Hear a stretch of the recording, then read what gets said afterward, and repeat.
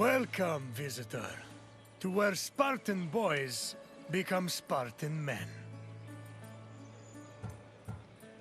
The Agogi was Sparta's strict education system. The strenuous regimen took in the young boys and then reshaped them until nothing was left but the strength, intelligence, and resolve of a perfect Spartan citizen. I will find you once your visit has ended, and we will talk further. Until then, visitor.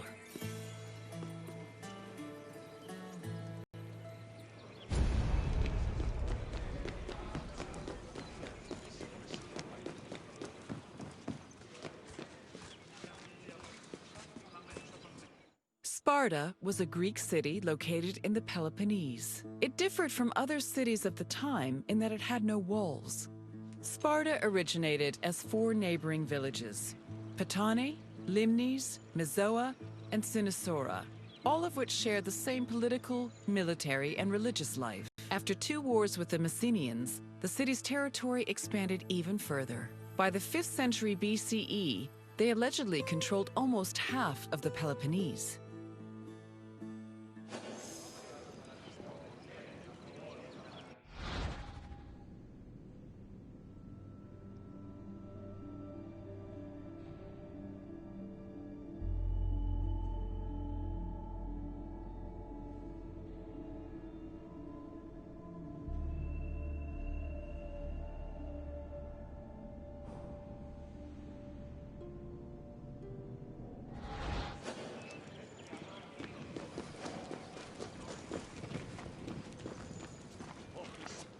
The Agoge was the military training and education program undergone by Sparta's male youth. Grooming men for war was one of the city's main priorities. Boys began their training at the young age of 7 and completed it when they were 30. It has been said that Spartan infants were inspected for weakness shortly after birth. If they were deemed too sickly, they were thrown into chasms. However, this information remains unproven. The healthy boys were considered suitable for training. When they came of age, they were removed from their families and were placed into service of the state. Their education included subjects like reading, writing, and even music, but was mostly focused on tough military exercises meant to turn the boys into efficient soldiers. The Agoge was divided into 3 cycles: one for boys aged 7 to 12, one for adolescents aged 12 to 20, and one for men aged 20 to 30. Each cycle included different exercises for refining the body and mind.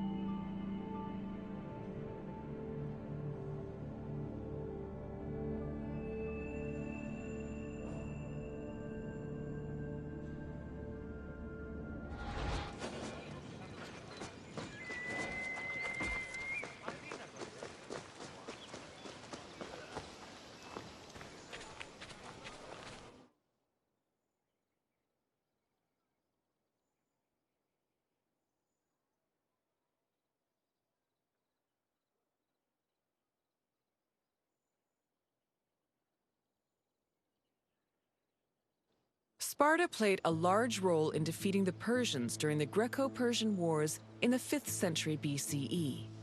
They held their king Leonidas' glorious death at the Battle of Thermopylae in particularly high esteem. Because Leonidas was killed in battle, Sparta believed he died a good death and showed incredible bravery, qualities to be held as a model for all Spartans. This idealized bravery was embedded in the city's collective memory and was the main quality people strove for in the Agoge.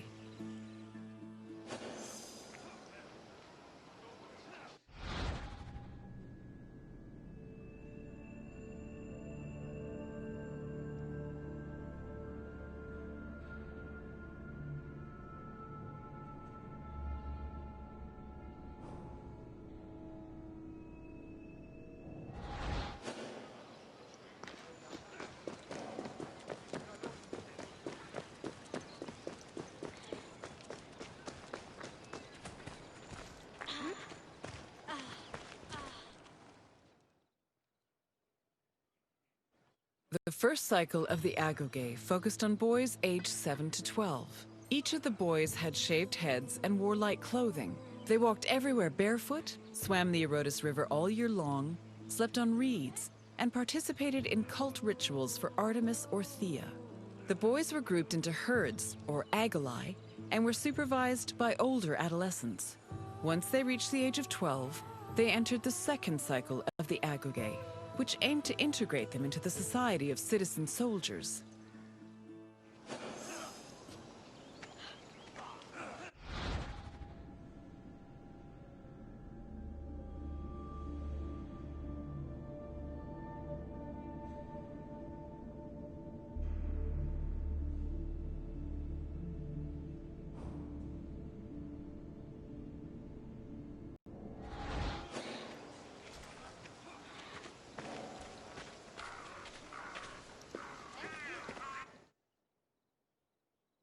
The agoge's second cycle included boys aged 12 to 20.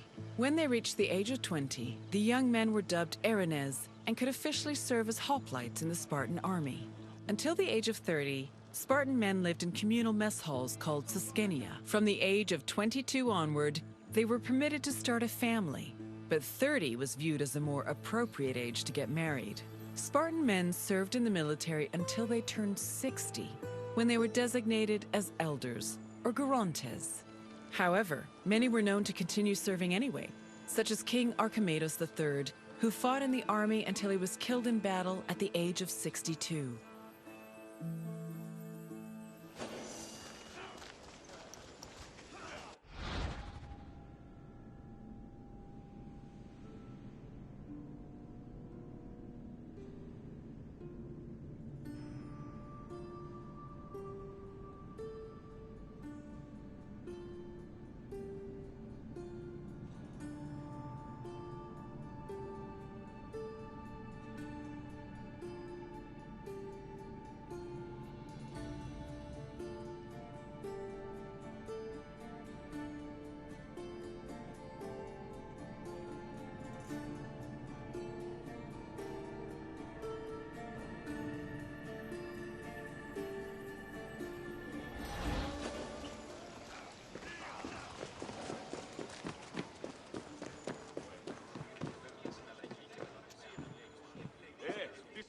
All adult male Spartans participated in communal meals called syssitia. The attending Spartans contributed different kinds of food on a monthly basis, in addition to a small sum of money to pay for meat.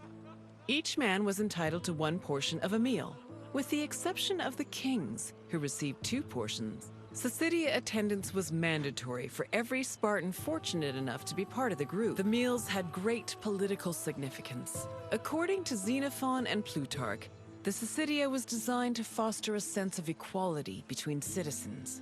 It also demonstrated the self-restraint and moderation of Spartan society. But in reality, the syssitia only increased the differentiation between the rich and the poor. Those who could not afford to contribute to the communal food not only missed their meals, but also lost their right of citizenship.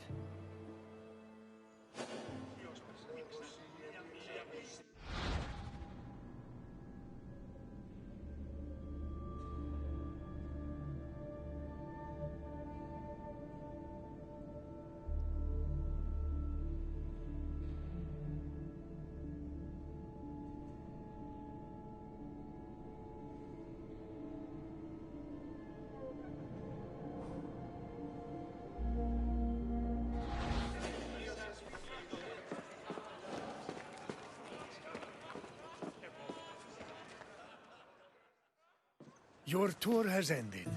As you have seen, the Agoge was not for the weak or faint of heart, but it did its job in producing skilled warriors and shrewd citizens. What else would you like to do? So you think you are ready for a test? Very well. Let us see how you fare. First, a simple question. The Agoge was made up of how many cycles? Correct. The Agoge was divided into 3 cycles, One for boys aged 7 to 12, one for adolescents aged 12 to 20, and one for men aged 20 to 30. Next question.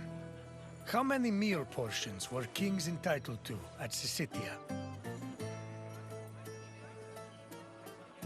Yes, Spartan kings had the right to double portions. One final question. When were Spartans allowed to grow mustaches?